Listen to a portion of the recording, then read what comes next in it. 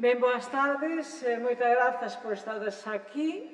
Estamos volvendo a unha certa presencialidade, pero parece que custa volver á presencialidade, aínda que tamén é certo que hoxe, pois, por fortuna, porque mal que nos pese, por fortuna, coinciden varias outras actividades que teñen tamén que ver, pois, coas bandas de música, de maneira que, bueno, o feito de que hoxe teñamos en presenza o público reducido non se debe ao desinterese, senón a coincidencia pouco afortunada de outras actividades que concentran tamén o interese sobre este mesmo mundo, non?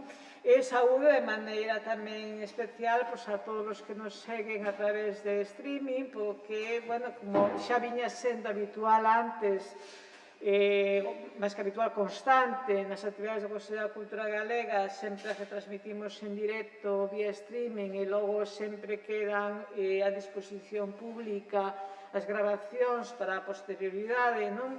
Pois con maior razón, en tempos de pandemia, pois moitos públicos, por necesidade ou por conveniencia, se foron facendo a utilizar esta vía de contacto con as nosas actividades. Por tanto, a todos os que nos seguen a distancia e a todos os que nos seguirán no futuro, tamén boa tarde e grazas polo interese que mostran sobre a temática que nos ocupa, non?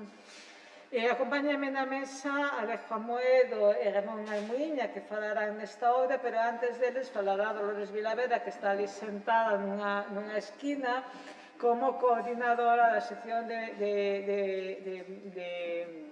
artes escénicas, audiovisuais e musicais, ou ao revés, tanto monta tanto, como se ordenen as tres patas da sección, que é realmente a organizadora, a alentadora desta xornada. Non é unha situación de excepcionalidade que o Consello da Cultura se ocupe das bandas populares, e debo dicir que me satisfai especialmente que nesta ocasión, nesta xornada en que estamos, se fosen confluindo realmente dúas actividades que se puxeron en marcha de maneira independente, non? Porque esta xornada que celebramos de arredor da memoria das bandas de música de Galicia era unha actividade que xa estaba pensada con antelación por parte da sección para desenvolverse, que en principio nos tiñamos no calendario do ano 2020. Justamente porque a propia sección alertaba sobre a necesidade de poñer o foco do Consello da Cultura Galega sobre este tema e de reunir nunha xornada persoas que puderan achegarse a este mundo desde distintas perspectivas, non? E niso estábamos. Ademais, claro, daquela confiábamos en que unha actividade deste tipo no mes de xullo, no verán, nos permitiría concentrar no Obradoiro antes de música. Bueno, soñábamos un mundo distinto do que realmente foi, non?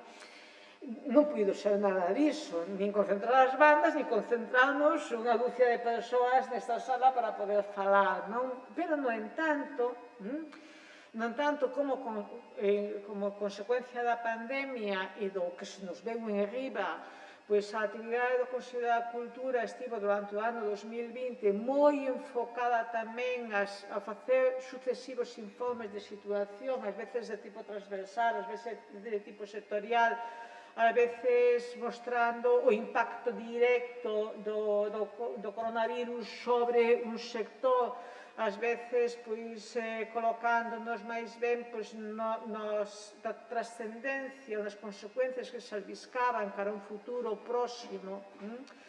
Pois, como digo, nesa actividade de informes, de describir a crise que se vía vir para todo o ecosistema cultural, un dos traballos que fixemos tivo tamén que ver coa música popular en Galicia, non?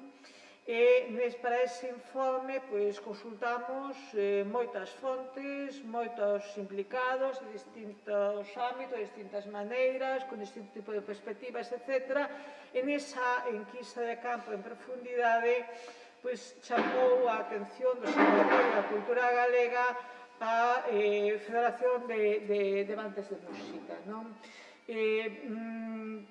pola propia maneira de actuar e de relacionarse da Federación, como tamén polo alto nivel de implicación que tiveron en responder a todas as nosas preguntas. É dicir, realmente foi unha resposta que ia moito máis alá do que xa nos esperábamos.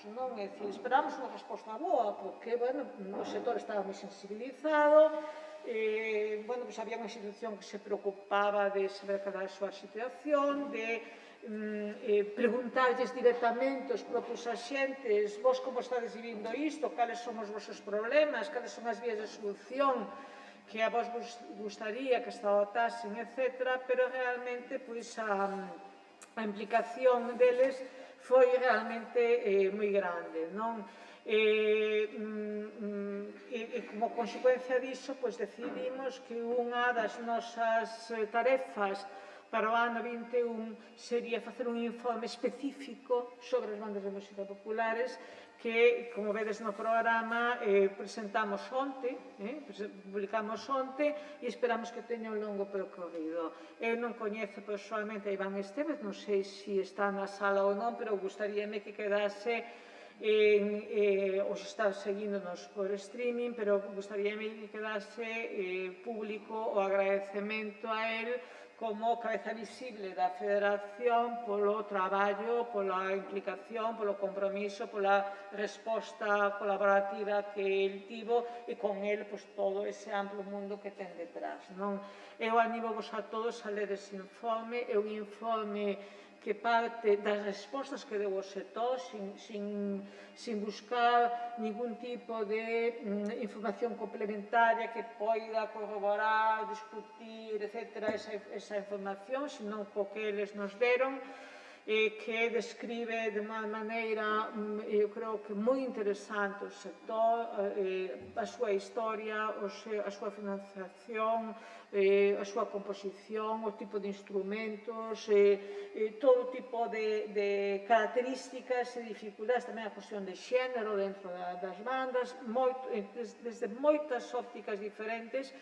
E eu creo que é máis que un informe que pon sobre a mesa clara a alta trascendencia sociocultural e formativa que teñen as bandas de música en Galicia e que é algo que se debe recoñecer públicamente e que se debería estimular e, desde logo, hai unha advertencia a quen tenga posibilidades de acción de goberno sobre a necesidade de que tamén coide este sector como un sector que achega a música, que achega a cultura, que achega tanto disfrute como aprendizaxe a ámbitos de Galicia que pola dispersión xeográfica e pola distancia dos centros urbanos podería ter moi poucas opcións se non existisen as bandas de música populares. Entón, animo-vos a todos a ler ese informe que quixemos facer coincidir no tempo con esta xornada de hoxe, aínda que a relación está na temática, porque a xornada realmente non nace para explicar o informe, nin o informe naceu para servir de soporte á xornada. E, por tanto, non remato aquí agradecendo a implicación de todos os que fixeron posible esta xornada, tamén dos relatores que facedes un esforzo excepcional e doi a palabra a Dolores Vilavedra que falará en nome da sección, como dixen antes, logo falará Alejo Amoedo e rematará Ramón Almuíña. Moitas gracias.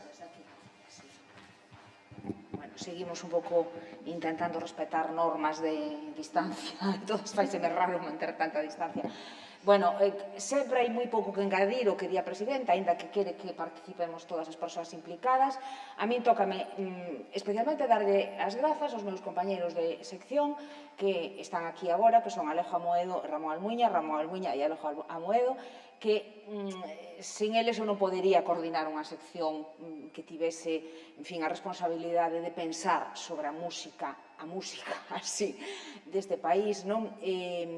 E son dúas persoas, para min, ademais, complementarias. Claro, os dous saben moito de cousas moi diferentes, os dous son persoas moi honestas intelectualmente, Creo que ademais tivemos a fortuna de que hai sintonía entre os tres e, polo tanto, creo que traballamos moi ben xuntos e esta xornada sin eles directamente non sería posible.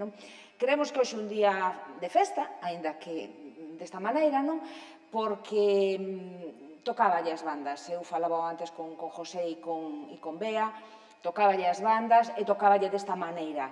E tamén nos congratulamos desta feliz coincidencia, de que aquí vamos facer un exercicio de memoria, pero tamén o Consello de Cultura Galega achega esa parte de análise empírica que nos parece que debería ser un documento imprescindible para futuras políticas que aposten polas bandas como estruturas de base na formación musical, na práctica musical e tamén, digamos, no disfrute e na vivencia musical de Galicia. Polo tanto, esa feliz coincidencia fai que estas dúas iniciativas se retroalimenten. Creemos que a xornada de hoxe é un documento, non me gustan moitas palabras grandilocuentes, pero ás veces hai que utilizalas para a posteridade, é así, con todo o que iso significa.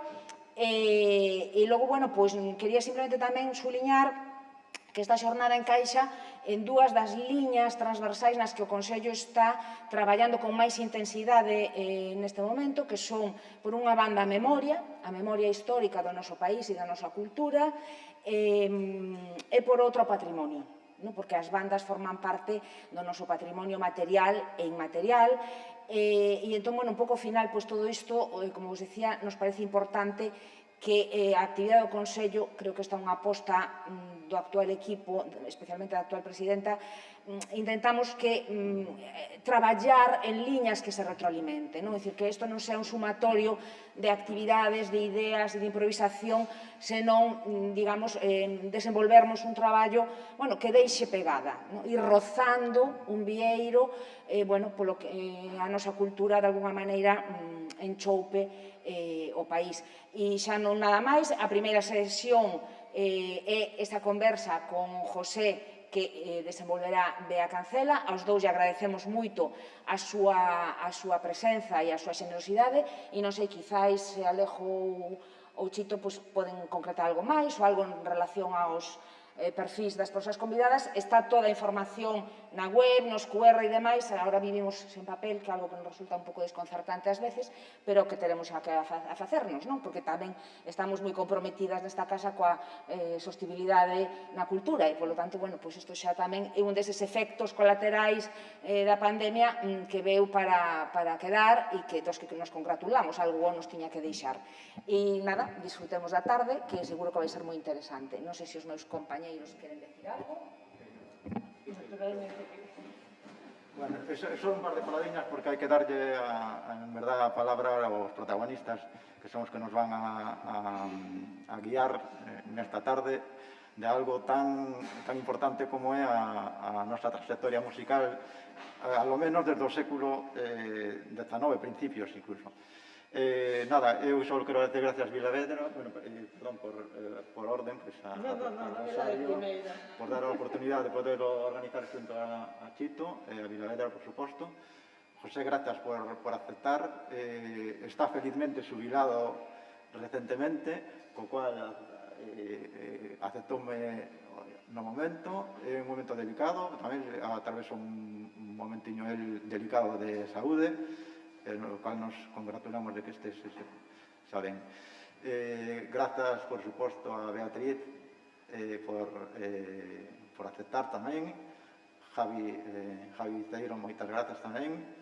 A Beatriz Busto, que eu non teño o gusto de coñecela, e hoxe teño a oportunidade de coñecela. Sabedes que na primeira vais a facer unha visión panorámica sobre a evolución das bandas galegas, da cal vai a falar Beatriz, e vai entrevistar a José, e na segunda as bandas galegas, a situación actual, o que explicou antes Vilavedra. Solo dúas cosas, xa remato, sin as bandas de música non seríamos o que hoxe somos musicalmente, pero ademais non seríamos o país que hoxe somos o país que hoxe somos, as dúas cosas, socialmente e musicalmente, por suposto.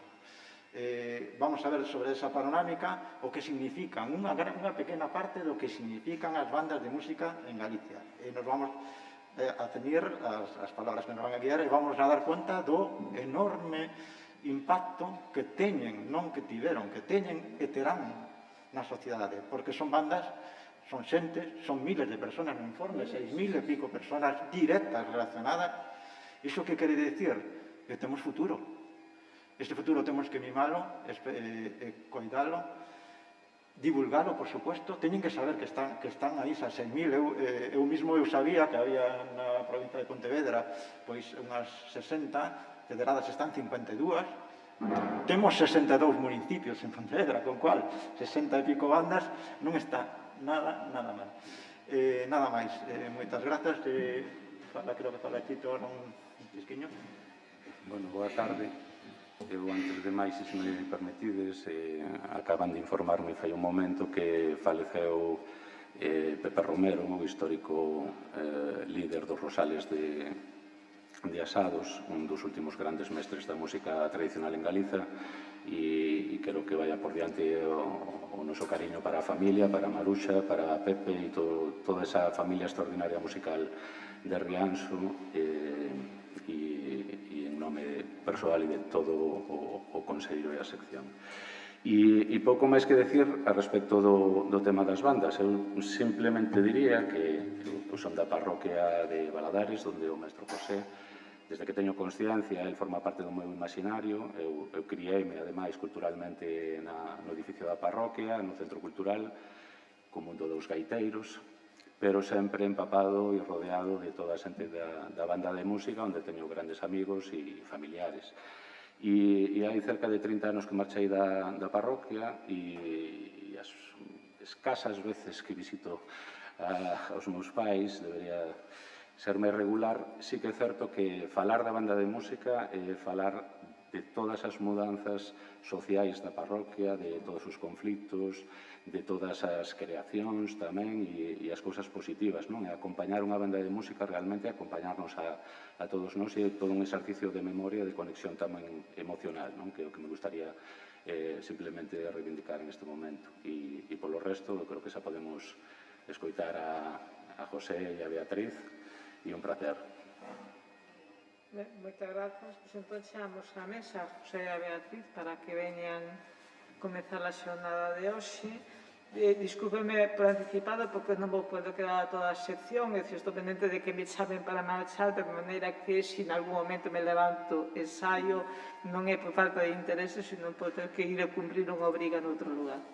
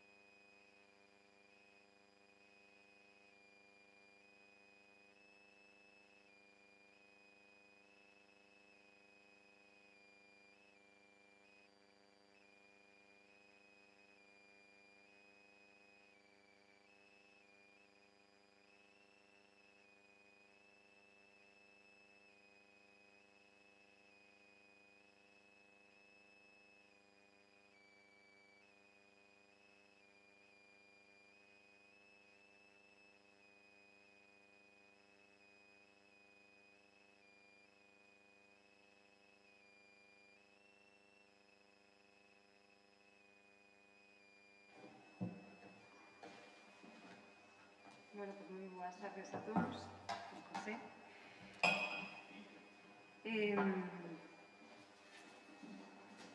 En primeiro lugar, como non, agradecer ao Consello da Cultura Galega que incluíra nestas jornadas ou que pensara nestas jornadas sobre as bandas de música, pero tamén que adiantaba Alejo, non?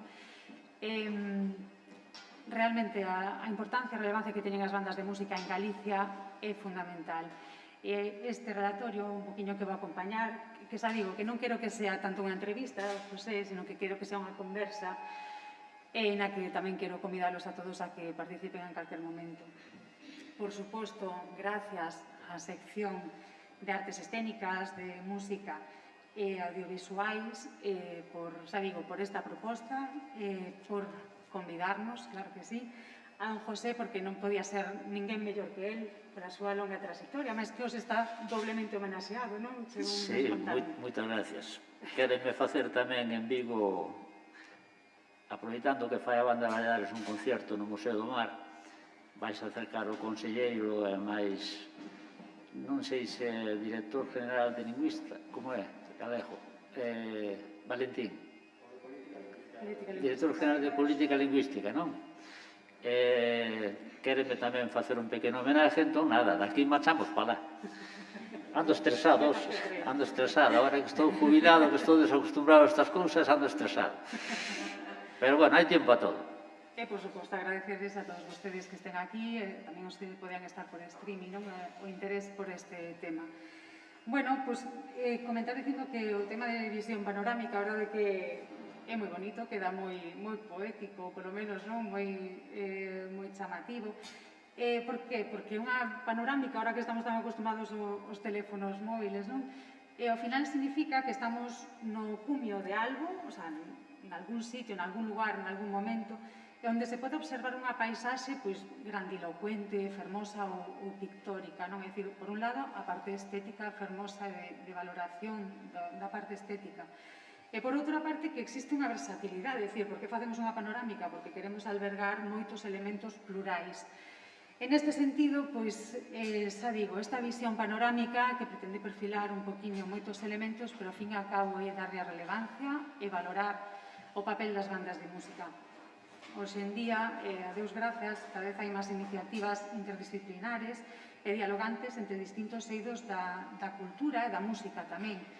Hoxe, a idea non é outra que mesturar, como tamén comentaban na charla inaugural, pois a parte teórica daqueles que nos dedicamos a buscar entre documentos, a buscar na prensa, é dicir, buscar os datos, crear esa historia, historiar, investigar en teses, debatir en congresos monográficos. Eso por un lado, a parte teórica. Por outro lado, a parte vital dun mestre artífice, partícipe, como non podía ser outro que José, dese proceso tamén evolutivo das bandas. E, dito, a máis engadimos a esa, a parte teórica, a parte vital, pois o documento que se publicou ante dese estudio obxectivo da situación actual das bandas, non? Eu creo que ao final fan falta esa pluralidade de visións para poder ter en conta a hora de establecer unha trayectoria para as bandas, como tamén comentaban ao principio, unha trayectoria futura ou, polo menos, unha toma de decisións. Como decía, gustaríame que isto non fora unha entrevista en sí, unha chea de preguntas e non máis ben as conversas, non? Con alguén que ten tanta experiencia como a José. Así que comezamos. Bueno, pois comezamos co protagonista, non? Xa decimos, toda unha vida dedicada á banda de Valladares, principalmente, proveniente dunha familia, o seu avó foi un dos músicos... Un dos fundadores da banda de Valladares. Que, por certo, puxen de fondo da presentación, a banda de Valladares de 1903, e empreguei un poquinho a modo de homenaxe, non? 1902. 1902, hai un fallo aí. Vale. Non lle quites un ano de vida. Pois un máis. E meu pai, tamén, meus tíos, somos unha familia moi... A familia de Ramón, tamén tíos de Ramón, tíos abuelos, que de toda a vida participamos na banda. Despois, xa, no meu caso, como somos moitos hermanos, pois tamén hermanos, primos, sobrinhos, de todo. E con 10 anos comezan a banda co clarinete, e os 14 a división. Como calquer rapaz, eu acórdome que meu pai díxome, por que non te ves ali a banda e aprendes a tocar un instrumento e tal, que a banda era moi humilde, era unha banda pequena, que sempre lle facía falta xente, porque tiñan pouca xente.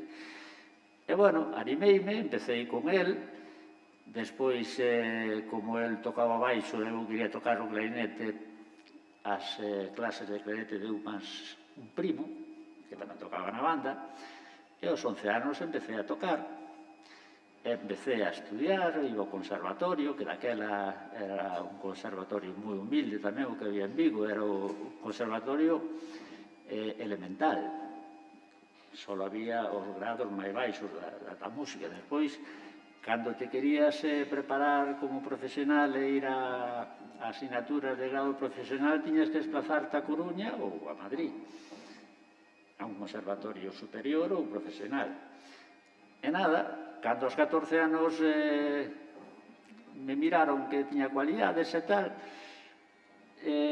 nas bandas populares a veces había un problema. As bandas eran malas, porque, claro, eran bandas populares, en aldeas, non había conservatorios, nin escuelas de música, ni nada, entón, bueno, a xente facía o que podía. Unhas eran millores, outras eran menos millores. Claro, había vilas como Ribadavia, que tuvo unha banda, por exemplo, que foi moi nombrada hai 70, 80 anos. A Estrada, en fin, Ceranova, eran vilas. Pero Valladares era unha parroquia de Vigo. Era moi pequeno, e como que di Valladares, di outras zonas parecidas. Entonces, ali tiñan un problema. Cando viña un director malo, tiñan que botalo, porque dicía yo encargado da banda, mire, nós somos moi malos, usted non nos axuda un pouco, pois entón xa non é nada. Entón, claro, había que cambiar e intentar ter un bo. E cando encontraban un bo, marchaba él. Marchaba él porque, claro, marchaba unha banda de máis nivel, onde lle podían pagar máis e onde iba a ter mellor calidad. Ese foi o motivo polo que apostaron por un rapaz da canteira. E, bueno, desde os 14 anos hasta os 64 estuven aí ao frente da cuestión. E, bueno, pregúntame o que queiras, porque podes contar de todo. Sí, vamos a ir pouco a pouco, porque temos aí moitos temas para debatir e para falar. Bueno, tamén estivo na banda militar, estivo tamén de suboficial músico no Exército de Terra como BOE. Despois, además de moitos arranxos, moitas composicións que fixo tamén para a propia banda, e entre certames que gañou, que acudiron, o sea, decir, todos os premios, toda a evolución que tivo ca banda Valadares, non os con usted ao frente. Temos aí que en 1994-95 se lle encarga a creación dunha banda sinfónica tamén, e que en 1998 nomeado Vigués Distinto. Entón, xa digo, unha trayectoria que daría para falar moitísimo máis. O que vamos a facer é un poquinho establecer as liñas desta conversa en 4 puntos. Por un lado, falaremos un poquinho das bandas, da súa evolución dende a transición ata hoxe, sobre todo. En segundo lugar, falaremos da banda de educación musical regulada, é dicir, a formación do músico. Falaremos, en terceiro lugar, das funcións ao repertorio das bandas populares, de como vai evolucionando esa labor, esa presencia das bandas na sociedade. E, finalmente, falaremos dos últimos sucesos que acarrexaron, os últimos cambios que acarrexaron as bandas nos últimos anos. Como ve, un álbum de fotografías aí da banda de Valadares, creo que certame de Lira, me parece. Sí, certame en Valencia. No Retiro de Madrid, pode ser? Unha actuación no Retiro de Madrid, sí. A foto histórica, bueno, de 1900. Hai unha foto aí de cando eu empezaba, acá e arriba. Foi a primeira foto que... ou non? No, esa debe ser unha foto de antes de empezar unha banda, dos anos 50 por aí. Están tomadas da página web da banda de Valadares, un poquinho por rendirle tamén homenaxe a José. Comenzamos entón por esa ubicación, ese primeiro momento das bandas de música na Galicia dende a transición, retrotraéndonos un pouco antes, se dúas comunidades, todos recoñecemos que se hai dúas comunidades nas que teñen especial presencia as bandas de música foron Valencia e Galicia, outras, por exemplo, como País Vasco ou Cataluña, por exemplo, xa por tradición ou por idiosincrasia abogaban máis atendían cara a música coral, orfeonística. E aquí en Galicia podemos establecer a orixe das bandas populares pois aí a comenzos do século XIX. Aí se establece sempre esa relación, ese vínculo coas bandas militares, non? Hai un momento no que as bandas militares ábrense á sociedade, comenzan a intervir, a amenizar paseos e actos sen ser militares, entón empezan a introducirse na sociedade. Xa non son exclusivamente, como digo, dependentes da milicia. Neste caso temos, por exemplo, o traballo de Nuria Barros, que me gustaría mencionar sobre a banda de Merza, que establecen, según fontes orais, o seu nacemento en 1828.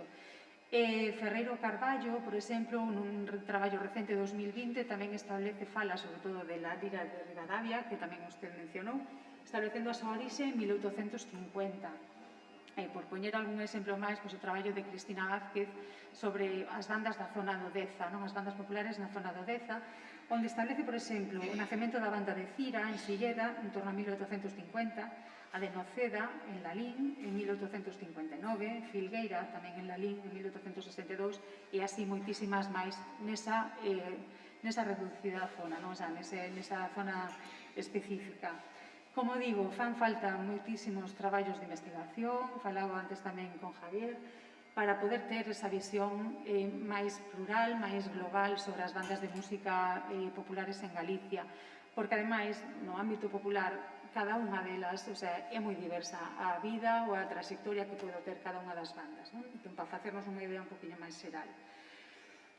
Así mesmo, está relacionando un poquinho con esa orixe das bandas, en Galicia se temos tamén, son festas, son romerías, non? Entón, na orixe das bandas, artellase sempre que, o sea, establecese que esa orixe das bandas populares está en torno á romería, basicalmente. Ademais desta función popular, tamén se engade a función pedagóxica, decía agora José, non? Como uns e outros se iban ao final ensinando a profesión de músico entre os propios integrantes ou entre pais, fillos ou familiares ou simplemente eso, ensinándolle os maiores, aos máis pequenos ou incluso o director, se tamén desempeñaba esa función de docente. As bandas tiñan función tamén cultural, é importantísima a chega das bandas dun repertorio que de outro xeito non chegaría ao rural, grazas ás bandas populares de música. E, por suposto, tamén compositiva, como epicentro de creacións musicais galegas, non? Tamén hai ese momento do século XX no que comeza a haber máis repertorio galego, creado en bandas e para bandas, e tamén os arranxos, por suposto. Existe un punto de inflexión na Guerra Civil, onde perecen gran cantidade de músicos e tamén de bandas. O posterior réxime, así mesmo, trouxo consigo a imperante aniquilación do asociacionismo, non? E, ademais, hai que engadirle o tema da emigración. A partir da Guerra Civil, a emigración que fai unha brecha increíble aquí en Galicia, sobre todo por marchando moitos homes, porque eran os integrantes daquele momento das bandas, tanto a Sudamérica, a países tamén de Europa, non? América e Europa principalmente. Pero, ainda que estas dúas, a emigración e a guerra, a contenda, son as causas máis directas, non foron as únicas, non? Tamén temos que contemplar as novas modas. A chegada de música, sobre todo do continente americano, tanto de Norteamérica como de Sudamérica, que irrumpe aquí en Galicia, principalmente por ser tamén chegada de Porto, non? A través do Portos, da Coruña ou de Vigo, chegaban moitas desas influencias. Entón, chegan esas músicas e músicos de outro lado, dende ultramar, con esas novas músicas máis animadas, máis modernas e tamén as orquestas de baile, non? Adquirirán un papel decisivo, de feito, no entretenimento da poboación e minguarán de cara a esa transición, pois, en certa medida, sí que minguarán a actividade das bandas. Por outro lado, a política cultural do réxime franquista comezará a elaborar e fomentar un folclore postizo e artificioso cunha clara finalidade propagandística. Se mesturamos esas músicas modernas con esa pretensión do réxime, esa imposición de gustos, tamén atopamos que nos medios de comunicación se enfatizaba, evidentemente tamén o que se pedía, o que se reclamaba polo público. Entón, esos xéneros modernos, esas músicas impostas a ese folclore quizás artificioso. Pero vai pasar algo que na comunidade de Valencia vanse reunir no ano 1968 para crear a Federación Regional Valenciana de Sociedades Musicais. Entón, aí no ano 68, Valencia, por exemplo, xa fai un movimento, xa se artella en torno a un movimento para reunir 22 bandas e intentar avanzar e que teñan esa evolución, esa trayectoria. Aquí en Galicia non acontece eso. Aquí en Galicia tardaremos máis, establecemos aí os anos 75, 70, é dicir, xa case 80, nos 80 cando existe ese boom bandístico. Pois, aquí en Galicia, o que se di, cito, por exemplo, a Rogelio Groba, que fai un análise nos anos 80 aí da situación das bandas, nas que di que quizáis polo elemento rural de Galicia, esa dispersión de poboación, tamén ese individualismo que el tamén equipara de certo xeito co minifundismo, non? Do agrario galego. Exceptuando as bandas profesionais, por exemplo, a Banda Municipal da Coruña ou Banda Municipal de Santiago, en torno ao ano 1979 consta que había aquí en Galicia apenas 29 bandas populares en situación precaria, que estaban conformadas por músicos aficionados. Ao fin do réxime constitúe punto de partida para moitos proxectos encaminados á dignificación e á recuperación da cultura galega, xa non só das bandas, senón da cultura en sí, do folclore, da tradición, das tradicións, e incluso, por exemplo, lembramos a exaltación do traxe galego, é dicir, abógase xa por unha redignificación da cultura galega. Precisamente ese ano, e teño aí na pantalla, non sei se poden ver, no ano 79 xurde unha iniciativa que además aquí en Santiago de Compostela que ten como escenario a mesma Praza do Obradoiro, que é a homenaxe ás bandas populares de Galicia. Está encabezada por Xosé Luis Bernal, máis coñecido como Farruco. Entón, dende 1979 ata o ano 2009 celebrabas aquí en Santiago unha xornada de convivencia enmarcada nas festas do Apóstolo, un día no que Compostela está invadida polas músicas de banda. E o que poño aí é unha cita do propio Bernal Farruco cando se fai os 25 anos desa homenaxe, na que fai un poquinho un balance, non? Cita que se no ano 79 apenas había esas 28 bandas e que nese ano de 2003 di que se achegan xa a 200. O sea, en apenas 20 anos houve un salto exponencial importantísimo de bandas en Galicia, non? Prácticamente casi todos os concellos tiñan a súa banda e todos entón pasou algo dende esa transición, dende eses anos 80 para que de repente en Galicia se expandira tanto ese fenómeno bandístico, non? Bueno, tamén, seguindo o camiño homenaxe particular a José, ese é o cartel no ano 85 de cando de feito a banda de Valadares ven aquí a Compostela a participar na homenaxe. Creo recordar que, non sei se viñemos unha ou varias veces, sí, pero sí que me acordo perfectamente de que viñamos todas as bandas de Galicia aquí a recorrer as calles, despois tocábamos xuntos o hino galego, non me acordo en que plaza era, que era un mogollón de xente que se xuntaba ali, e sí que me recordo que foi unha cousa que tamén axudou a que foran un pouco as bandas máis reconocidas, que empezaran a velas de outra maneira, porque, efectivamente, eu, por suerte, vivín un pouco ese momento, diríamos, de renacimiento das bandas. Bueno, perdonadme polo o meu galego é moi malo, eu oito falar a ti e lucino. Eu falo o galego como podo. Claro, as bandas, aí foi cando empezaron a ter un pouquiño máis de peso, empezáronse a tomar máis como actividades culturales, non actividades, cando eu empezaba, as bandas eran poucas, totalmente aficionados, o músico, aparte de ter esa afición e de que cultivaba un arte, pois tamén eran unhas perriñas, porque a maioría eran campesinos, eran traballadores do mar. Eu contei a ti a anécdota. Eu tuve a suerte de conocer a un dos grandes directores e compositores que deu España, que foi Joaquín Montañés.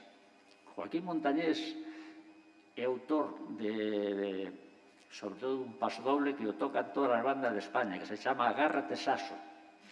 Parece que era valenciano, non estou seguro. Eu acórdome, tuve a suerte de actuar eu ca banda de Valladares, e el daquela era director da banda de Cambados. Nos anos 50, máis ou menos, foi tamén director da banda de Valladares, e dirigiu varias bandas en Galicia, e acabou morrendo aquí, acabou tendo aquí a súa familia e todo. Eu acórdome de falar con el e me dicía, en Cambados, que é un puerto do mar, a banda no inverno desfaise porque os músicos marchan ao mar. a ganarse a vida. E ao vir a primavera, quédanse, empezan a practicar, a poñerse un pouquiño a funcionar, preparamos o repertorio e tal, e no verán, pois aproveitan o verán cas festas. Entón era un pouco unha economía que era secundaria, o mesmo pasaba nas zonas daqui da parte central de Galicia, de Lalín, da Estrada, todo, eran xente que vivía do campo, e no verán, pois sacaban unhas perriñas ás festas tamén. Entón, todo eso foi cambiando. Agora, nas festas, bandas, hai poucas, e o papel das bandas pasa de ser o que foi algún día, que era tocar na verbena, tocar música bailable, alternar con grupos de gaita, alternar con o que chamaban murgas, que eran unhas charangas que había. Despois empezaron a ir as orquestinas de baile, os satélites, que son das máis antiguas, a sintonía, en fin, que aí Alejo tocou tamén unha moi conocida de Pontevedra, a Poceiro, non? A Florida. En fin, orquestas moi nombradas de hai moitos anos. E coincidiu de que agora as bandas pasaron un pouco nas festas a un plano máis propio de banda, que é facer o pasarúas pola mañán, a procesión, facer un concierto, e a veces pola tarde xa nin actúa na festa. Outras veces pola tarde o que fai a banda é unha actuación de concierto antes da verbena e despois xa son as orquestas as que se encargan do tema. Xa non tanto como a altas horas da mañán. Claro, cambiou, todo eso cambiou. Sí. Seguiremos falando de eso, falaremos despois tamén, así que vamos a decir, bueno, pues que eso, que neste momento ese boom que hai bandístico, entón podemos decir que sí, que hai máis políticas de impulso, e pois o que tamén falamos outro día, os temas eu, o tema de, por exemplo, os músicos militares, non? Que importancia tiveron tamén a hora de organizar ou crear bandas, é dicir, se hai un interés, chamábase a músicos profesionais para organizar. Os músicos militares xubilábanse con 58 anos. 56. Cando eu estuve desde os 18 aos 29 anos na banda militar que había en Vigo. Despois hubo, cando eu tiña 29 anos, hubo un cambio no tema militar e a mitad das bandas de España desfixéronas. Entón, a de Vigo foi unha delas. Antes a se desfixera de Santiago, que tamén a hubo moito antes, a de Orense, a de Lugo, o sea, toda a vida houve moitos cambios no tema das bandas militares, había máis, había menos, etc. Bueno, pois, o tema é que o que viñemos, que estaba falando de que os músicos militares daquela xubilaban aos 56 anos. Entón, normalmente, ao xubilarse eran directores de bandas, porque tiñan unha pensión, unha jubilación. A banda non lle podía pagar un sueldo para vivir dela porque non tiñan medios. Entón, efectivamente, uns como directores, outros como profesores nas escolas de música das bandas, porque aí empezou a haber xa en cada banda a súa escola de música, que xa é moi importante, porque iso quere dicir que había un trompetista enseñando as trompetas e había un clarinetista enseñando os clarinetes. Cando eu empezaba, eu tiña que enseñarlle a todos.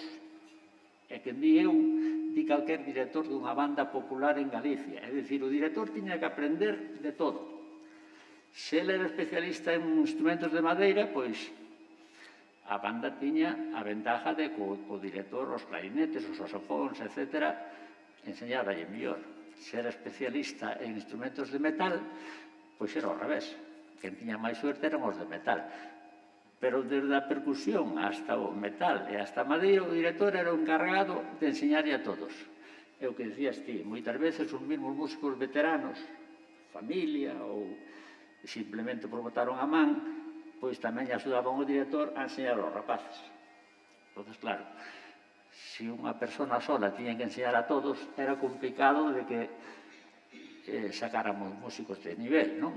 Entón, aí empezaron as escolas de música, empezouse a contratar a xente máis especializada, empezaron as administracións a aportar unhas axudas, os ayuntamentos, a Diputación, a Xunta, ese foi o renacer das bandas.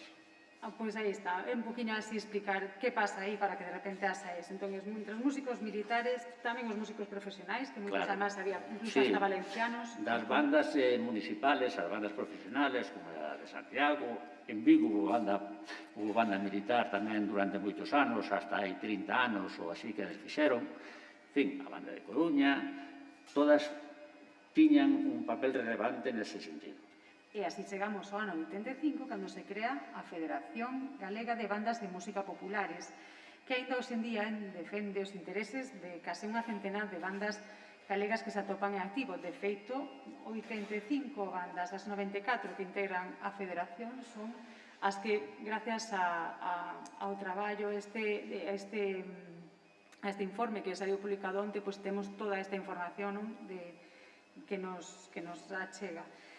A Federación nace o 29 de maio de 1985, son aprobados os seus estatutos, celebrando a Asamblea Constituinte no Compostelán Mercado de Salgueiriños. En outubro realizas a primeira Asamblea Xeral, contando con representantes das 46 bandas naquel momento. Entón, xa digo, este quizás é o paso ese de unificación de forzas, das distintas bandas, cousa que acontecera antes no 68, pois antes en Valencia, non? E así chegamos ao punto que me estaba usted comentando, o tema da formación musical, de como tamén as bandas van a influir moitísimo na educación musical, na formación dos músicos que temos actualmente en Galicia. Para este punto, o que fixen, espero non resultar tediosa, por non intentar facer o máis rápido ou áxil ou claro que poida. Botei man das leis educativas, entón dicen, vamos a ver, se alguén quisera estudiar música en Galicia, onde iría? Entón, primeiro, polo ensino ordinario, as escolas. Vale, pois establezo como data base, pois 1830, saquei o primeiro conservatorio con ese modelo italiano que establece a raíña rexente, María Cristina, o Real Conservatorio de Madrid. Fora deste centro, a transmisión da educación musical estaría en mans ou ben militar, ou ben no religioso, ou ben no domiciliario, no ensino particular privado. É dicir, persoas, familias de situación económica acomodada, que querían que os seus fillos, fillas, tiveran unha educación musical e contrataban a un músico da cidade, non? Vale, despois, para o proxecto Infante, en 1945 hai un cambio, aí é onde se contempla a posibilidade de dar instrucción en música, pero en demais oficios, aos máis desfavorecidos. E aí onde entran en xogo os hospicios ou algunhas escolas. Hai que dicir que os hospicios foron fundamentais na creación de bandas. En Coruña, Pontevedra, Santiago, é dicir, moitas das bandas, e moitas delas que acabaron sendo profesionais, naceron en hospicios. Era unha forma de instruir os nenos, nenas, xeralmente noutros oficios ou noutros instrumentos, e os nenos sí que eran os das bandas. Falaremos despois da cuestión de xénero.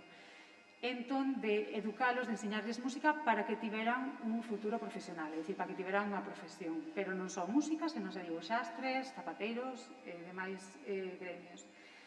Dasí saltamos a lei a Claudio Moyano, a lei Moyano. Esa en sí non establece nada de música, simplemente tampouco é un currículo en sí, senón que establece simplemente un marco filosófico. De xeito que chegaremos ao ano 1936, cando aparece algunha alusión aos primeiros decretos que inclúen a aprendizaxe de cancións populares patrióticas na formación de rapaces.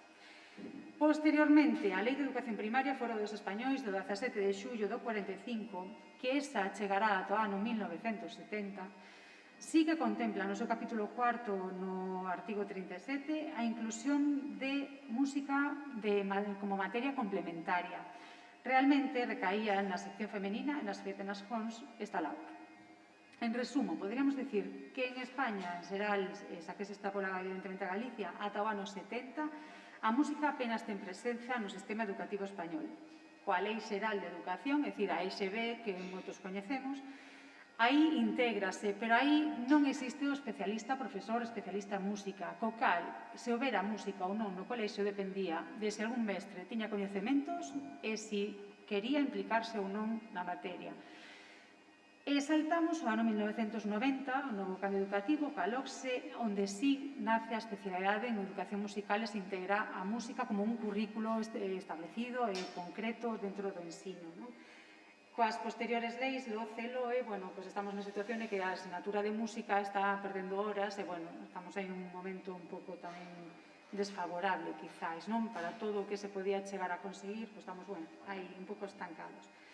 Así que, en resumo, na educación ordinaria non será ata o ano 90 cando teñamos un currículum, unha asignatura de música que este prefixada. Entón, donde vou se quero estudiar música, se na escola non podo, pois vou probar no ensino de conservatorios e demais, non?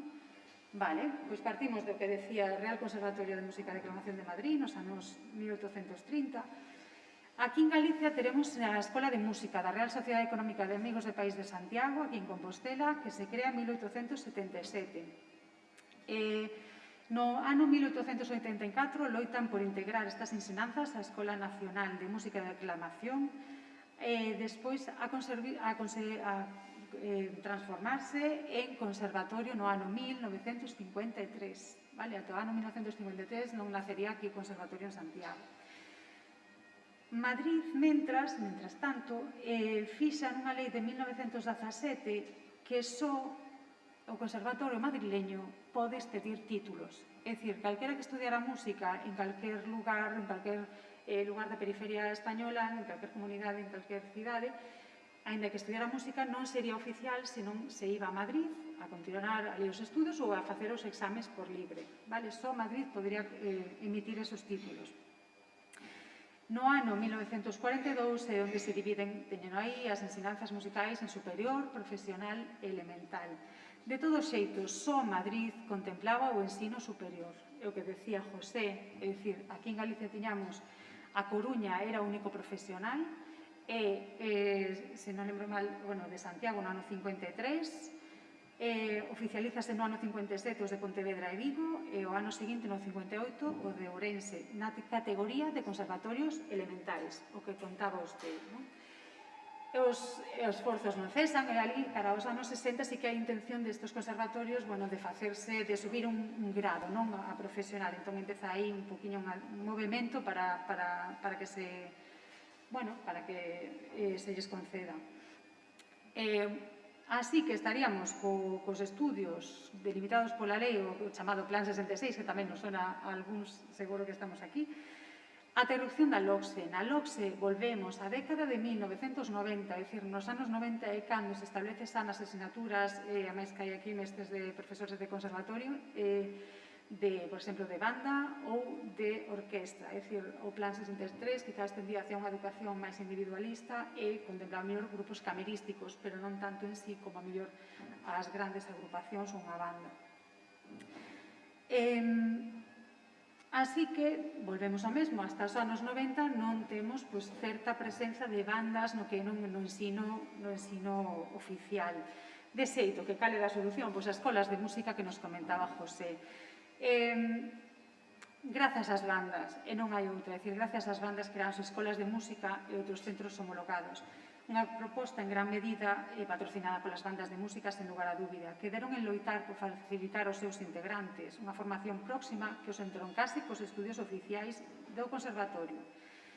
Temos, de novo, no ano 1992, nunha orde do 30 de xullo, e cito literal: las escuelas de música son instituciones para niños, jóvenes y adultos, en las que se ofrece al estudiante, junto con las enseñanzas instrumentales, vocales y teóricas, la posibilidad de hacer música colectivamente en orquestas, coros y otras agrupaciones, en las que el estudiante, con especial talento e interés, pueda prepararse para unos estudios profesionales.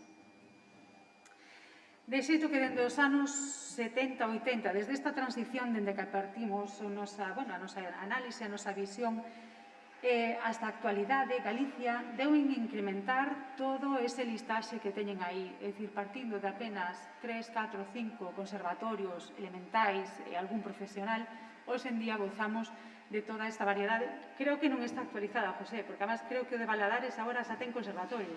Sí, acabamos de conseguir agora estes días que a Escola de Música funcione como Escola de Música e xa ali nas mesmas instalacións conseguir que o primeiro e segundo curso de grado medio que xa sea oficial.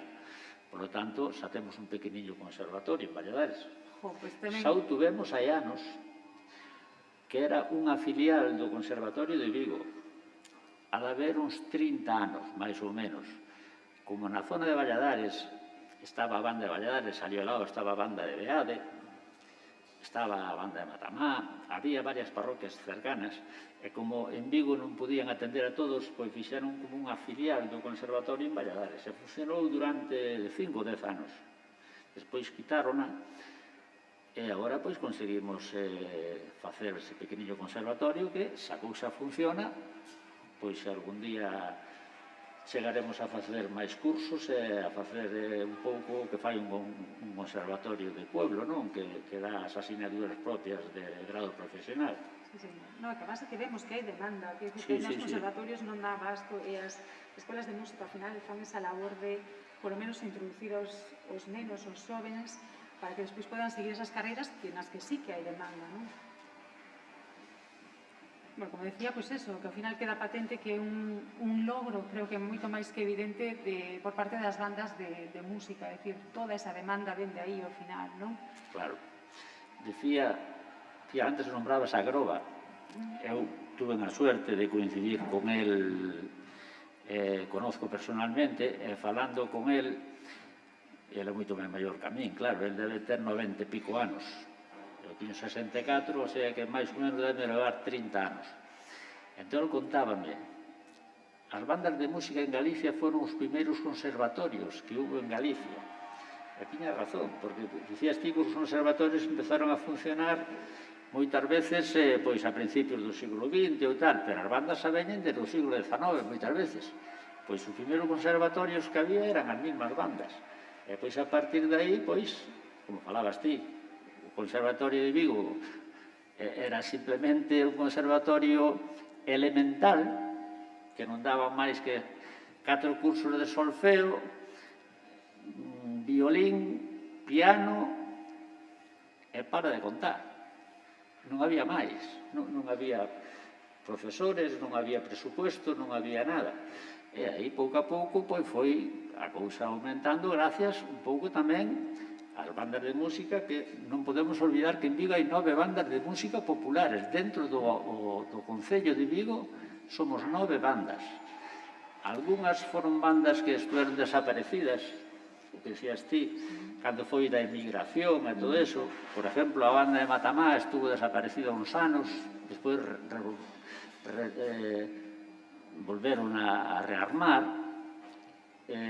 A banda de Coruso tamén pasou igual, a banda de San Miguel de Olla pasou igual, e pois hai unha serie de bandas que naceron agora, hai 20, 30 anos, como a banda de Beade, a banda de Bembrive, a banda de Candeán, a banda de Cabral, etc. Gracias a ese boom que falábamos antes. Totalmente. Además, lembraba falando con usted que además hasta usted en toda a súa trayectoria tamén albergou todas as opcións de educación musical, é dicir, comenzou co seu familiar, é dicir, co seu pai que lle ensinou. Sí, que era como facían casi todas as bandas. Despois iba aos exámenes por libre a Madrid, a Coruña, é dicir, a formación reglada dos títulos, non? É dicir, de conseguir ese título académico. Efectivamente. E me encantou cando me contou, cando quiso opositar a banda militar, non? O sea, como se formou de repente nun instrumento novo, o oboe, para poder acceder a esa plaza, a esa oposición. Eso foi o que me pasou a min, pasoulle a máis xente. Moitas veces é cuestión de adaptarte ás circunstancias. Eu ingresei como voluntario aos 18 anos na banda militar como clarinetista. Pero aos poucos días de ingresar eu, o suboficial que había no oboe cambiou de destino. Entón quedou a vacante do oboe de suboficial. Eu non ingresei de suboficial, eu ingresei de cabo, que eran o que chamaban antiguamente músicos de tercera. Pois os suboficiales eran músicos de segunda e de primeira. Entonces, acórdome que me dixo un home que é de por aquí da estrada: mira, por que non colles e cambias de instrumento? Porque clarinetes en España hai 50.000 vos, e obois hai menos. Entonces, cambia o oboi, e igual esa plaza que quedou aí, igual a pillas. E, efectivamente, fui ao director, pediñe que me prestara o instrumento. En Vigo non había ningún oboísta que me pudera enseñar, porque, por desgracia, o oboí que había na Municipal de Vigo era moi malo, porque a Municipal de Vigo tamén tiña de todo, tiña músicos bons e malos. E ali coincidiu que o oboísta era malo, non era un profesional. O home tamén vivía un pouco da banda e máis de outro oficio. Bueno, esa é outra cuestión. Total, que me tiña que desplazar a Marín, a banda da Escuela Naval Militar. Eu daquela xa tiña a suerte de ter coche, e collía unha vez a semana, collía o coche, viñame a Marín e daba clases co oboísta da banda militar de Marín, que ademais creo que ainda vive, Fermín Feijó, creo que algúns de vos conocédelo, porque aparte de ser moi bo músico, era moi boa persona. Con dicirvos que non me quiso cobrar as clases que me deu durante 2 anos, xa vos digo todo. Maestro, canto lle teño que dar por as clases? Ti non te preocupes, ti estudia e aproba a oposición, e depois falamos. E cando aprobei a oposición, dixe, bueno, ahora ten que me dicir canto lle teño que dar. Xa está, xa me pagache. Ti sacache a oposición, eu con eso xa cobrei. E non me quixo cobrar. Bueno, fixi un regalo a la miña maneira, pero era xente así, xente que non eran interesados en nada, e cando miraban unha persona que tiña interés, pois volcábanse con ela e enseñaban sin cobrarse nada.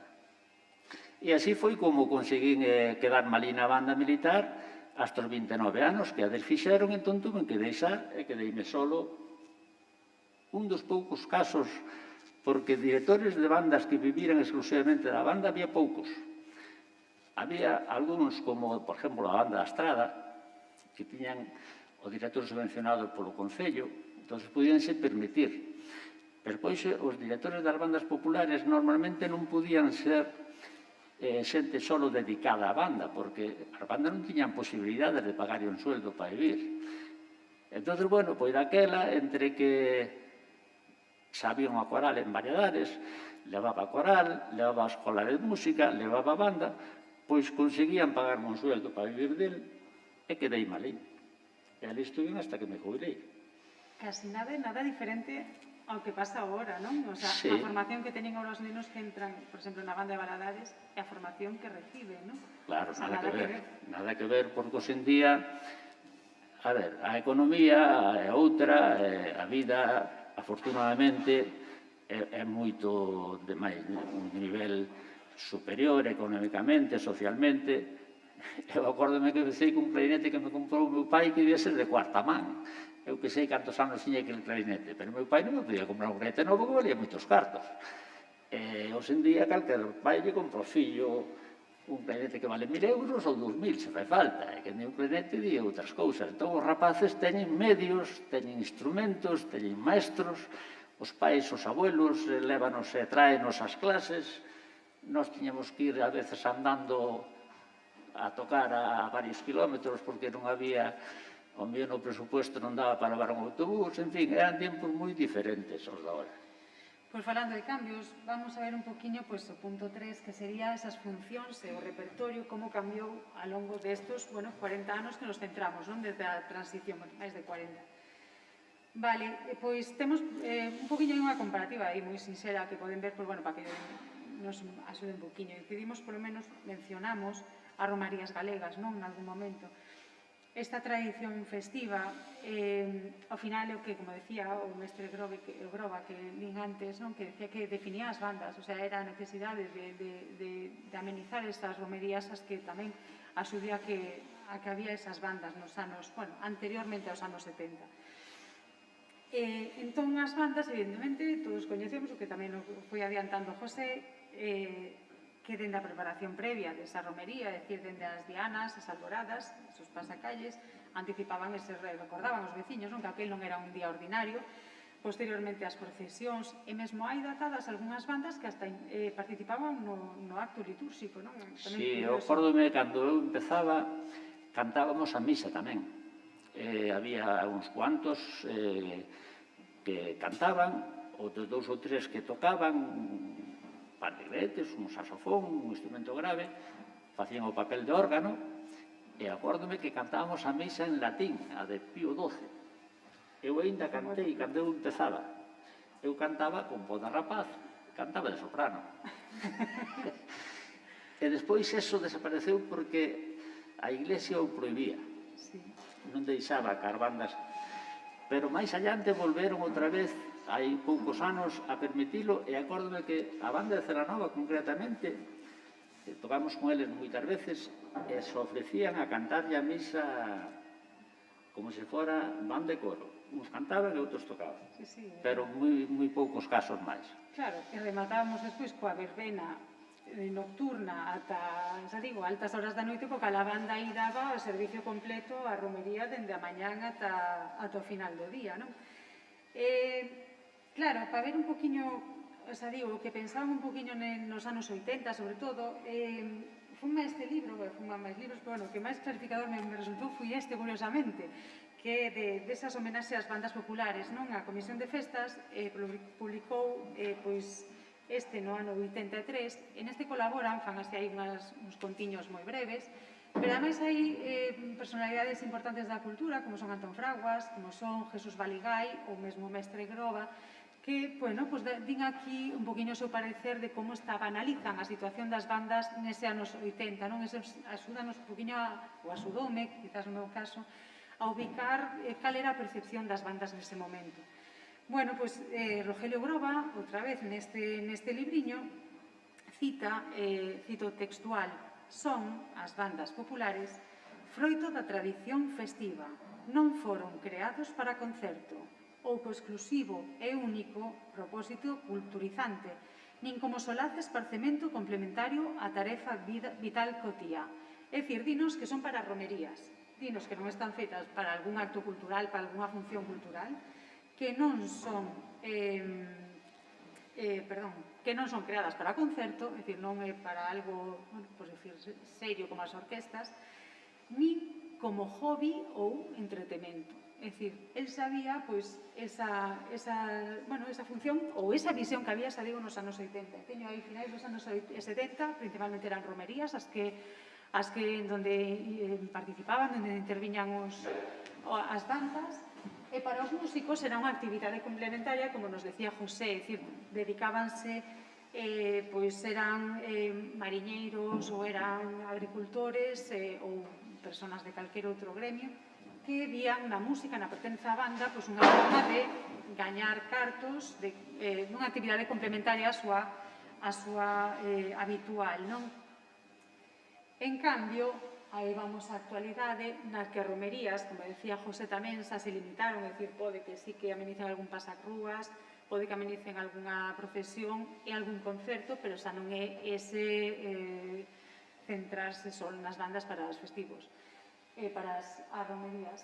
Sí, interveñen moito en concertos, ahora sí que ubicamos tamén moito as bandas nos concertos, sí, en actos culturais, e sí, tamén nos certames, non? Que foron gañando tamén peso nos últimos anos. É dicir, nestes 40 anos houve un cambio sustancial, radical das funcións das bandas e tamén do músico que pertence ás bandas. Xa digo, dende visto como unha actividade complementaria económica ata hoxe en día que por educación, é dicir, porque os nenos aprenden e pertencen á banda mentras están instruindo, mentras están aprendendo música, ou porque alguén que traballa, pois, por entretemento ou hobby, pertence a esas bandas, non? Por suposto, o repertorio daquelas, pois, que iba a haber, pois, sobre todo, pasarrúas, alboradas, miñeiras, pasodobles, algunha que outra peza sinfónica, e, sobre todo, música da actualidade para destacar e sobresaír entre a competencia. E aí, vamos, aquí José, que me estaba contando a cantidade de arranxos que fixo ao longo da súa vida e da música que arranxou, que me quedei abraviada e, vamos, impresionada. Efectivamente, aí eu pillei ese momento onde empezaban as bandas nas verbenas a non tocar solo pasodobles, jotas e muñeiras e valses e boleros, que era o que se tocou toda a vida, non. Empezaba a haber música, empezaron os Beatles, empezaron aqueles grupos españoles de hai 40 ou 50 anos, os Bravos, os Brincos, Fórmula Quinta, aqueles grandes cantantes, Camilo VI, Nino Bravo, etc., etc. Entón, nós, o que facíamos as bandas era un pouco o que empezaron a facer as orquestas de verbena, que era facer música actual, música de baile e actual. Entonces, había dúas maneiras de facelo. había en Madrid algunhas editoriales que se mandaban algúns arreglos, pero a veces pois poucos e un pouco atrasados. Se querías estar ao día, se salía unha canción ao principio do verán que triunfaba, pois o que facíamos era gravala, normalmente aquelas máquinas que había nas cafeterías hai moitos anos, que metía 5 duros e se tocaba a canción, iba con o meu magnetofón, gravaba, pois chegaba a casa e a base do hilo escribía, facía o arreglo e a tocábamos por aí por as festas. Pois hubo un ano que fixen 20 arreglos. Iso é moito choio. Facer un arreglo con unha banda de música supón 50 horas como mínimo de traballo. Multiplicado por 20, pois, botar a cuenta. E arreglei máis de 400 bailables. Porque todos os anos había que facer como mínimo 15 arreglos para ter un repertorio actual, porque o repertorio do ano pasado xa pasou a historia, agora hai que poñer o repertorio actual. Eso foi o que máis fixen, aparte de facer composicións, facer arreglos de música clásica, fixen tamén moitos arreglos de música de banda e coro, porque o ter ali en Valladares a banda máis o coro, permitíame poder facer actuacións con coros de ópera e coros de zarzuela, mezclar o coro e a banda, pero onde máis arreglos fixen foi iso, na música bailable. E síntome, ademais, moi orgulloso, porque algúns quedaron bastante ben. Están gravados por aí en algún disco, bueno, pois é un sonido diferente. Se calquer músico de hai 100 anos escoita unha banda de música tocando Caballo Viejo, pam, pam, pam, pam, pam, pam, que a gravou Julio Iglesias, pois isto non é unha banda, isto é unha orquestina destas dos anos 40 en Mille, en Norteamérica, non? Un pouco buscarlle un sonido diferente ás bandas, e, bueno, algo se conseguiu. Pois seguimos avanzando, e, como digo, os tempos foron cambiando bastante. E a función educativa, como decimos hoxe en día, a función educativa das bandas provocou que estiveran configuradas tamén por xente nova, cousa que melloran antes, a digo, sendo persoas dedicadas a outros traballos, pois tendían a subir un poquinho a idade media. E, a súa vez, isto conleva tamén que haxa unha maior dedicación de tempo. Se antes, como digo, tiñan como traballos unha forma de vida, de un traballo que era a súa principal forma de gañarse os cartos, pois a banda era o complemento. Pois nestes momentos vemos que non, é dicir, que agora hai unha dedicación de tempo na que os nenos ou xóvenes teñen que dedicarle a esas clases semanais e as ensaios a mellorar pola semana, a parte das actuacións, que tamén o carácter de espectáculo foi mudando por unha imaxe máis seria ou máis formal, e que as bandas apostaron por unha maior organización interna estable. Antes tamén falaba desde a visión do director como que era que organizaba todo o seu arredor, e hoxe, pois, normalmente están máis disociadas as distintas facetas, a distinta organización que ten que levar a banda, non? De novo, volveron as orquestas amplificadas, na actualidade, nos últimos anos, bastante amplificadas, non? Co cal, xa digo, nas romerías, ou polo menos o carácter festival, foise perdendo un poquinho máis en detrimento do ámbito cultural. Hoxe en día, xa digo, o feito de academizarse fixo que as bandas miraran ou imitaran, en algúns casos, un modelo máis orquestral, mesmo na vestimenta, non? A veces vémolo cando hai un acto, algún acto máis formal ou máis de gala, pois que incluso os traxes foronse deixando un poquinho esa estética militar, de galóns, de adornos dourados e demais, a favor, dun traxe máis sobrio ou incluso, como digo, unha vestimenta para gala, non? Moi semellante á orquesta.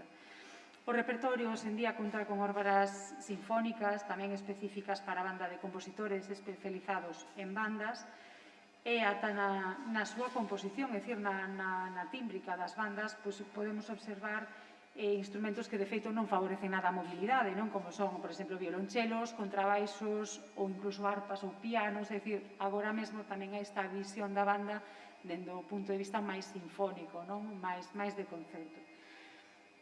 Decir tamén a importancia da relevancia dos certames, dos certames de bandas, os concursos para a banda, que tamén nestes anos, por exemplo, aquí en Galicia, que tamén foron, nestes anos estou me referindo, xa digo, dende a transición que falamos, foron albergando, foron tendo bastante cabida, e incluso fora, como é o caso, pois neste caso da banda Valadares, que acudiu a varios certames fora da comunidade.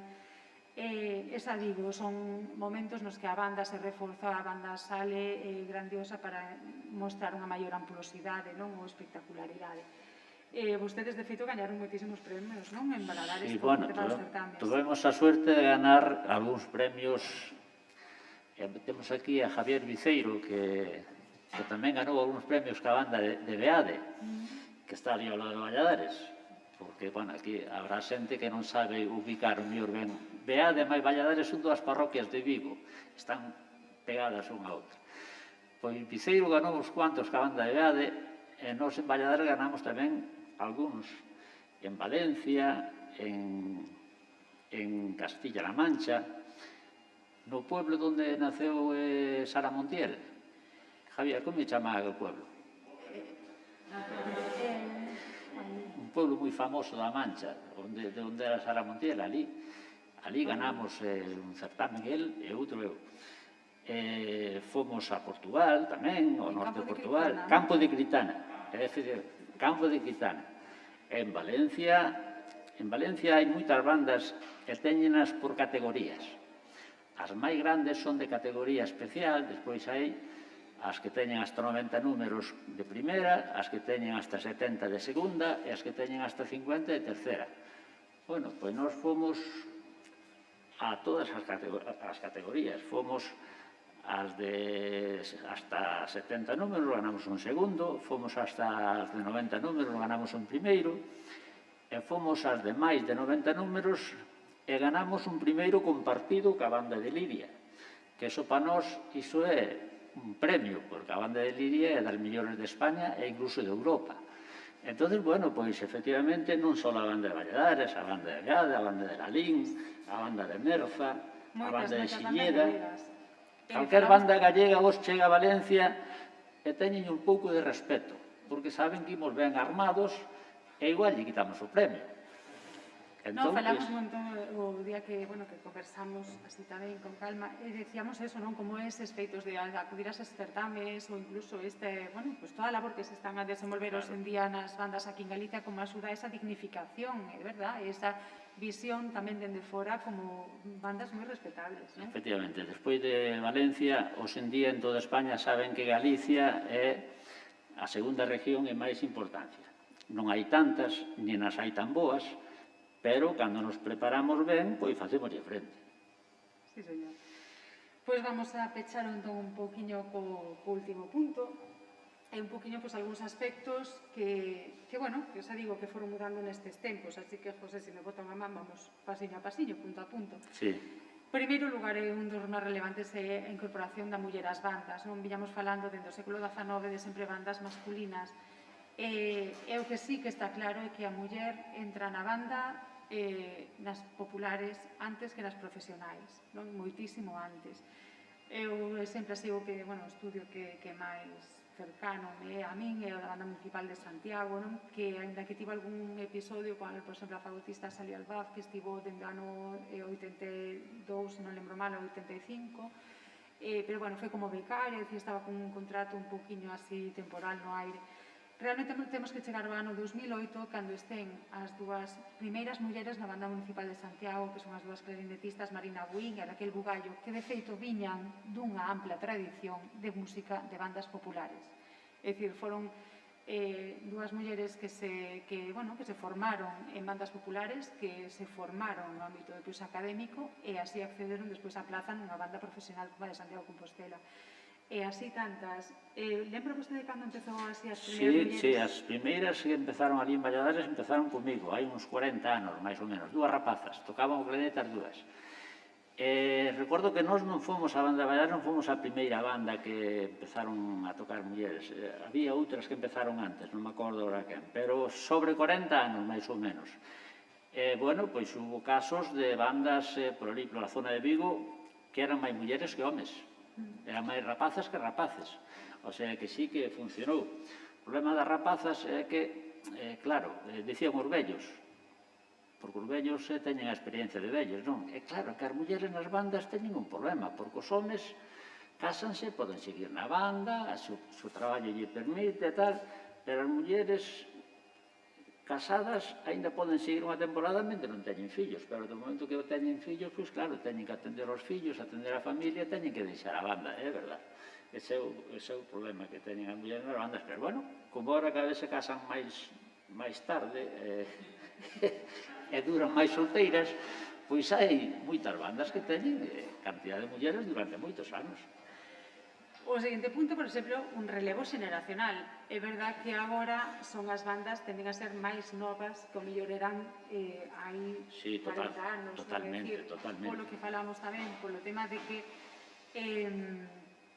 que actualmente hai bandas juvenis de gran calidade debido a esa formación que teñes aos nenos desde que son pequenos. Claro. Sí que se ve tamén, non? Queres que che amplíe un pouco o choio? Por favor, amplíe.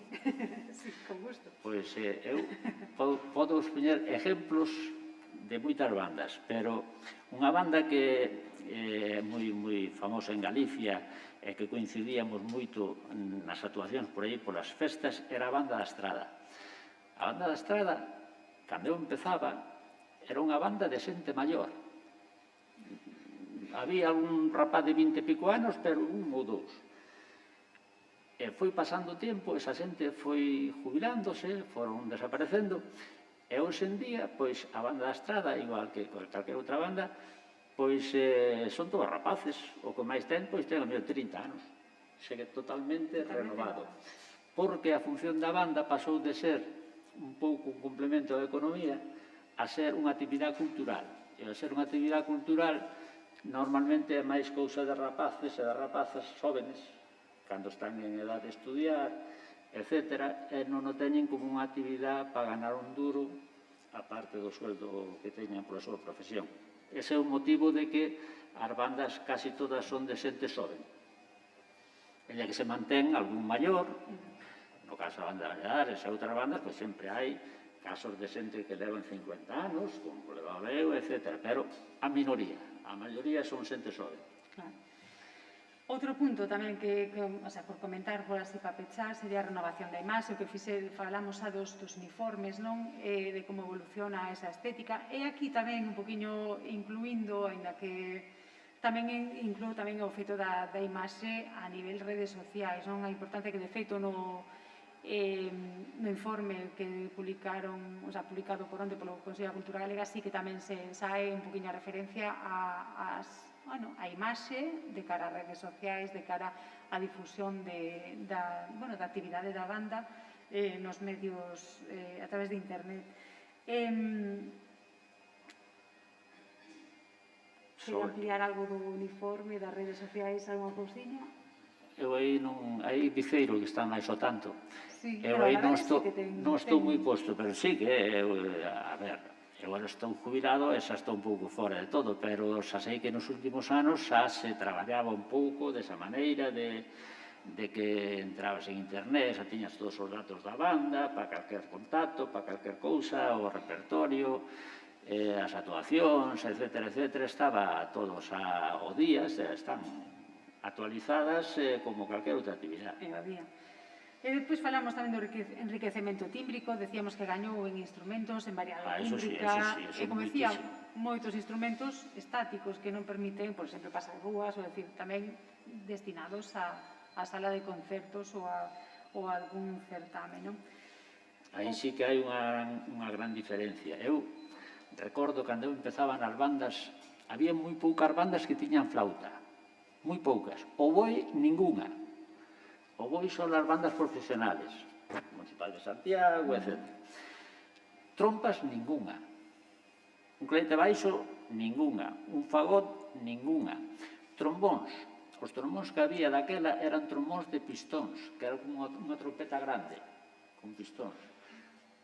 Nós fomos unha das primeiras bandas populares que empezamos a cambiar o trombón de pistóns polo trombón de vara, que era o das orquestas sinfónicas e o das bandas profesionales de primeiro nivel, porque, por exemplo, a banda municipal de Coruña xa tiña trombóns de varas e a de Santiago ainda andaba con de pistóns. O sea que Santiago viña un pouco detrás de Coruña. partir de aí, todas as bandas populares empezaron a montar xa as cuerdas con instrumentos modernos.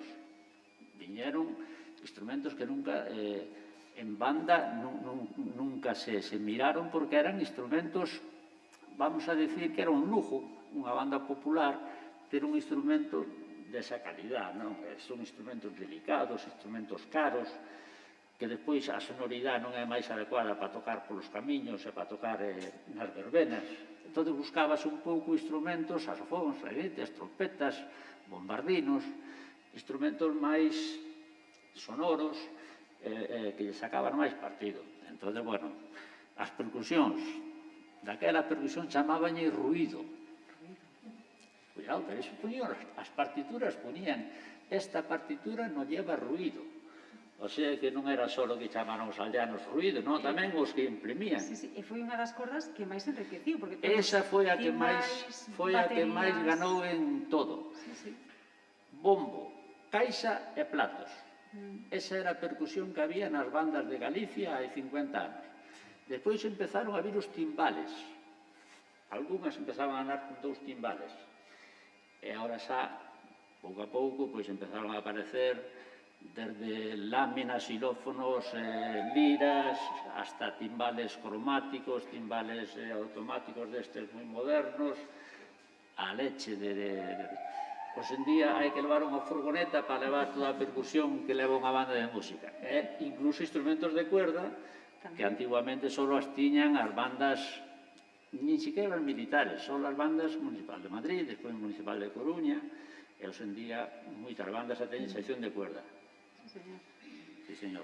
Despois, nada, falamos non vamos a ampliar máis dese cambio de función das bandas, é dicir, destes 40 anos de a romería ata o que alberga hoxe en día, os repertorios que van tamén inherentes a este cambio funcional e a xestión interna organizativa, tamén o tema económico que, bueno, aquí non tratamos, non? Pero, xa digo, bastantes cambios que vemos para só 40 anos de transición, é dicir, dese boom que falamos, non? Dese momento de auxe bandístico que houve aquí en Galicia e todo este que acarrexou.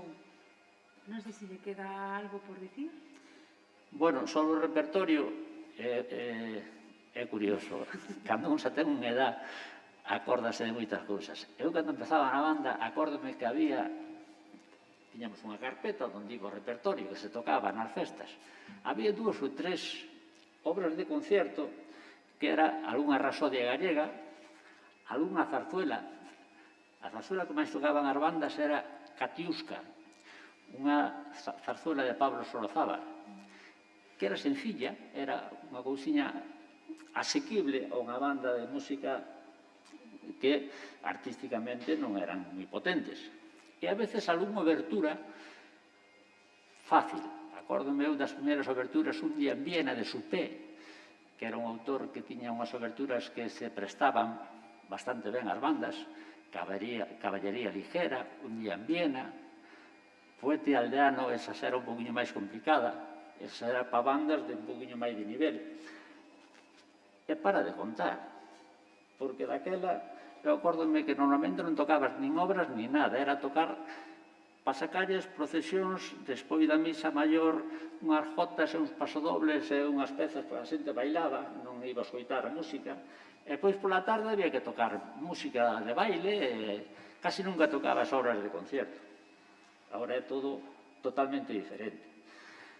Desde que, o que dicías ti, que hai autores de música exclusivamente para banda, hai transcripcións de zarzuela, de oberturas, de música sinfónica toda a vida, ballet, incluso de sinfonías de Beethoven, sinfonías de moitos autores están transcritas para a banda. Eu acórdome de tocar na banda de Valladares a Sinfonía do Novo Mundo completa, a Quinta de Beethoven completa, a Sinfonía incompleta de Schubert, chaman incompleta porque non acabou, pero nos tocábamos a completa. E algúns tiempos de algunhas sinfonías, desde Sostakovich hasta outros autores. O sea, hoxe en día, as bandas tocan casi de todo. eu acórdome de facer arreglos de música incluso de películas, cando empezaba a Guerra das Galaxias, acórdome hai 30 ou 40 anos, pois tamén gravei a música e fixe un arreglo daquelas, e hoxe en día xa veñen os arreglos feitos normalmente de América ou de Holanda ou calquer compositor de calquer lado.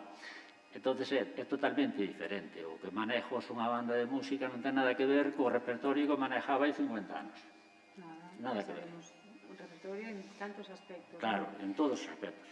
Eu, por concluir nada así brevemente, dicir que evidentemente os tempos mudan, que hai unha necesidade imperiante de historiar bandas, de ter unha visión xeral, de facer revisións postas en común con xente que vive as bandas, as súas trayectorias e a necesidade de traballos como os que saliu publicado onte, non, ese informe do Consello da Cultura Galega sobre bandas, donde arroxa esos datos obxectivos, donde se concreta con minuciosidade todos estes aspectos que tamén viñemos falando un poquinho a par. Estamos nun momento no que as bandas subsisten como institucións educativas que realizan concertos culturais, algunha que outra participación en festas populares e en concursos, e que en Galicia as bandas están moi arraigadas na nosa tradición, pero que non por iso debemos deixar de cuidalas, valoralas e debatir sobre elas e o seu futuro. Para pechar, sí, gustaría ler textualmente un último párrafo que estaba neste libro da Comisión de Festas deste ano 83, que decía: e, finalmente, agradecer a todos aqueles que co seu esforzo lograron que a nosa música popular, humilde pero grandiosa, chegara a converterse en verdadeira tarxeta de identidade, en bandeira do noso pobo. Labregos, mariñeiros, canteiros, en definitiva, xentes de Galicia que alentan e seguen a alentar unha bella tradición, que sería das bandas de música populares. Moitas gracias.